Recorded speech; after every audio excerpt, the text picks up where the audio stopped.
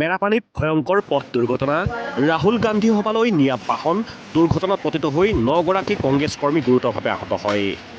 এই ঘটনা সংঘটিত হয় মেৰাপানী উদয়পুৰ নগেন্দ্ৰ ভৱনৰ সন্মুখত। আঘাতপ্ৰাপ্ত লোকসকলক মেৰাপানী সামূহিক চিকিৎসালয়ত ভৰ্তি কৰা হয় যদিও উন্নত চিকিৎসাৰ বাবে গোলাঘাট কুশলপুৰ অসামৰিক চিকিৎসালয়লৈ প্ৰেৰণ কৰা হৈছে। আহত লোকসকল দয়াল পঞ্চায়তৰ বুলি জানিব পৰা গৈছে।